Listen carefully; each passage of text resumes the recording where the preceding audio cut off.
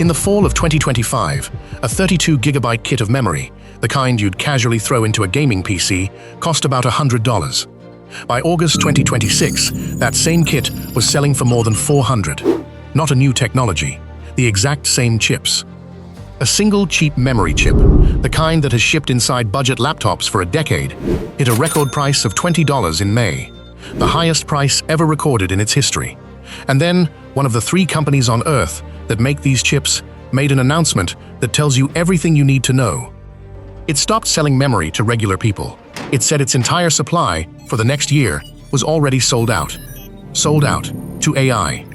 The reason is not what you think, and it is about to change what any of us can afford to buy. Stop and look at what just happened, because it is genuinely strange. Memory is the most boring, most commoditized part of a computer that exists. It doesn't even store anything permanently. It forgets everything the second the power goes off.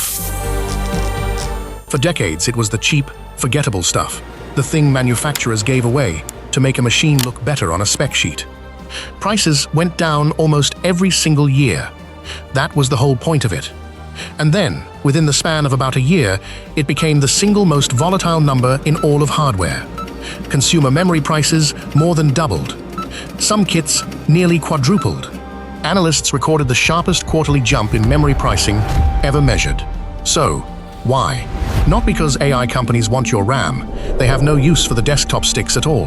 The real reason is stranger. The memory AI wants, and the memory in your computer, are made on the same production lines, by the same 3 companies, out of the same raw silicon, and every wafer that goes to one cannot go to the other. So to understand why your RAM quadrupled, you have to understand the thing AI actually buys. And that's where the story stops being boring. AI doesn't use the long, flat memory sticks in your PC. It uses something called high bandwidth memory, HBM. The difference is in how it's built. Your memory is one thin layer of silicon. HBM is a vertical skyscraper, dozens of memory layers fused on top of each other, wired together through thousands of microscopic holes so the data can move at enormous speed right next to the processor. Every AI model needs mountains of it, because an AI is only as fast as its memory. NVIDIA's own CEO said it bluntly. Memory is now the bottleneck, not computing power. And here is the economic trap. Building that skyscraper costs about 3 times as much silicon, roughly 3 times the wafer area, as making the same amount of your kind of memory. And yet AI buyers will pay almost anything for it, because without it, their trillion-dollar data centers are idle. That combination, the high build cost, and a buyer who can't say no, creates a margin on HBM that's roughly 2 to 3 times what regular memory earns. Memory companies are not charities. They are rational businesses. So they did the only logical thing. They took the production lines that made your memory, and they turned them into skyscrapers. That single decision is the entire story. Not a supply shock, not a natural disaster, just an ordinary, rational choice to make more money, and the collision of that choice with everything you own. Now, the scale of it. Because this is where you might pay a bit more, becomes the world's memory is spoken for. The entire global supply of this stuff, over 90% of all the DRAM on Earth, is made by exactly 3 companies: Samsung, SK hynix, and Micron. There is no 4th player with real volume. There is no spare capacity sitting in a warehouse somewhere. And all 3 of them are doing the same thing, feeding their highest margin lines first. The most visible sign came in early 2026, when Micron, one of the 3, a company with a consumer memory brand that had existed for 29 years, simply retired that brand. It announced it was leaving the consumer memory business entirely, not because it stopped making chips, because it had customers who would pay far more for the same silicon. Its HBM output was already sold out for the year, and every additional wafer it could produce was worth more sold to an AI data center than sold to you. The buyers at the front of the line are the hyperscalers, the handful of giant companies spending roughly $700 billion this year on AI data centers. When they book memory, they don't buy a stick. They buy entire years of production, upfront through long-term contracts. Industry reporting now says the Big Three's memory capacity for all of 2027 is essentially already booked and sold. some of the largest buyers have been put on waiting lists, paying more and still coming up short. A single data center project, OpenAI's Stargate build-out, is projected to consume up to 40% of the world's DRAM production. Let that number sit, 40% of all the memory chips on Earth, for one project. So the question is no longer, why did my RAM get expensive? The question is, what happens when everything else, phones, consoles, laptops, cars, even military systems, is fighting for whatever is left over? Here is where the story stops being about PC builders and becomes about everyone. The memory that AI servers use is not always exotic. Some of it is literally the same LPDDR memory that goes inside your smartphone. NVIDIA's own server CPUs use it. So when AI bought up the server supply, it pulled mobile memory into the data center with it, and phone memory prices jumped nearly 80% in a single quarter. The math for phone makers collapsed. Memory used to be 10 to 15% of the cost of a phone. Now it's 30 to 40%. One major Chinese phone maker cut its forecast by 70 million units. The global smartphone market is projected to see its worst shipment decline ever recorded. A low-end phone's bill of materials for memory tripled, and phones are just the visible surface.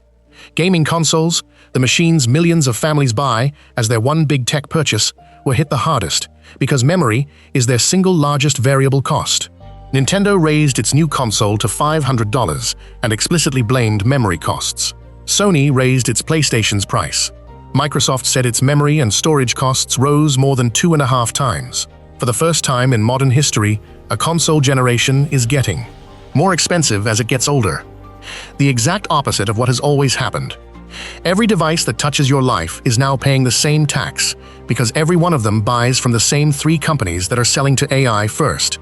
That ripples into the wider economy. Analysts call it chipflation. Every 10% rise in hardware prices nudges inflation upward, small in any single month, but real when you multiply it across every PC, phone, console, TV, and car in the world. Analysts at JP Morgan estimate global DRAM prices could climb 400% from 2024 to the end of 2026. A 4-fold increase on the component that sits inside everything. But here's what should make you uncomfortable. All of this, the sold-out supply, the record prices, is happening while the actual chips are unchanged. Nothing physically broke, nothing failed. So the biggest question in the room is this all really just supply and demand? Let's widen the frame, because memory has quietly become a geopolitical weapon, and no one has treated it that way yet. Oil is considered a strategic resource. There are strategic reserves for it. When oil concentrates in a few places, governments build buffers. Memory is arguably now as strategic as oil. Every AI model and every advanced military system runs on it, and so does the network infrastructure underneath the rest of the economy. Yet there's no strategic reserve of memory, no equivalent of an oil stockpile, and its production is even more concentrated than oil ever was. 95% of it, controlled by 3 companies, overwhelmingly located in South Korea and Taiwan. Concentration like that is a single point of failure. Defense systems, fighter jets, satellites, missile guidance rely on the exact same DRAM supply chains as a laptop.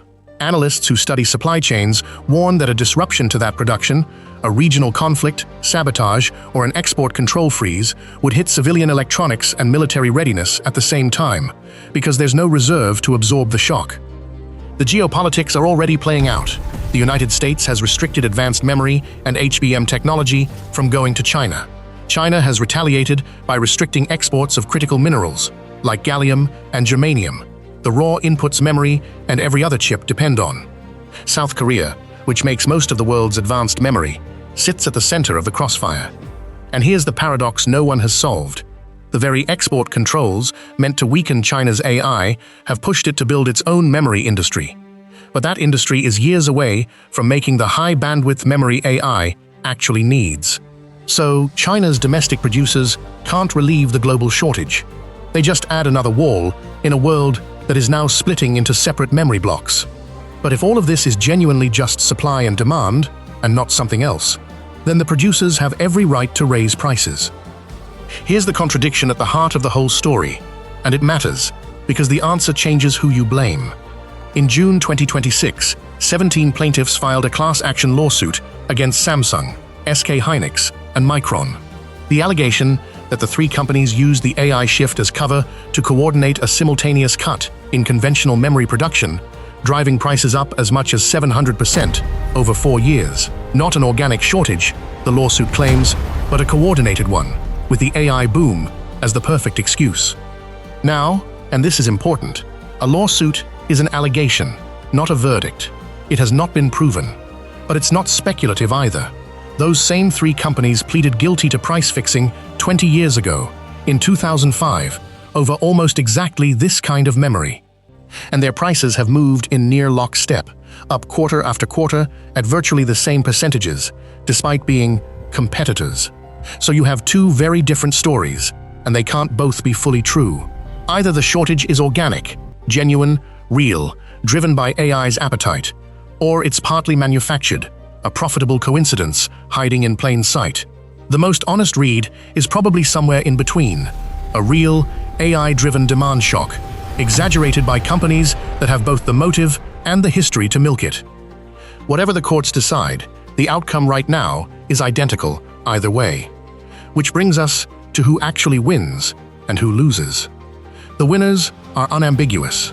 The memory makers posted profits they had never seen before. Micron's market value blew past $1 trillion. SK Hynix essentially sold out its entire production for the year. Samsung's revenue per memory chip more than doubled. Goldman Sachs calls this the worst chip shortage in 15 years. And for the people who make chips, that's not a crisis, it's a once-in-a-generation payday. The losers are everyone downstream. The system builders who can't get chips, the gamers who can't afford them, the phone makers cutting production, the families for whom a console was the one big purchase of the year, and the small hardware brands that simply can't pay the new prices at all, many of which are quietly disappearing. And the part that's hardest to accept, the losers can't build their way out of it. New memory fabs take 2 to 5 years and billions of dollars to build, and every company is building HBM lines first. Industry analysts say new production won't make a real difference until 2028 at the earliest. Even then, forecasters expect next year's new supply to cover only about 60% of demand. The memory you can't buy today, you likely still can't buy cheaply 2 years from now. So let's answer the question we opened with. Why has memory, of all things, become the most valuable thing on Earth? Because it's the bottleneck that the entire AI age runs through. Computing power was the old constraint. But computing power you can't feed with memory is useless. An AI model is, at its core, a machine that has to hold everything in memory to think. The bigger the model, the more it has to remember, and the more memory it needs. So the thing that decides how fast AI grows is no longer the chips that compute, it's the chips that remember. And every AI company on Earth has understood this at the same moment. That's the real story hiding inside the price tags. The world's finite supply of silicon is being spent on the future of AI, and it's being spent at the expense of everything else. Your phone, your console, your laptop aren't more expensive because they got better. They're more expensive because a different customer outbid you for the same raw material. So the bargain we're all making is quiet, and most people won't even notice it's happening. Every device you buy is now carrying a small tax, and that tax is flowing into a future that you'll only partly get to share. The most important resource of the AI era isn't compute, or energy, or even data. It's the thing that lets machines remember, and the decision about who gets that memory, the AI giants, or the rest of us, is being made right now without a vote. That's why a boring piece of silicon became the most valuable thing on Earth, and it's the reason to watch what it does next, because the world is quietly choosing what memory is worth, and what it's worth determines the price of the future.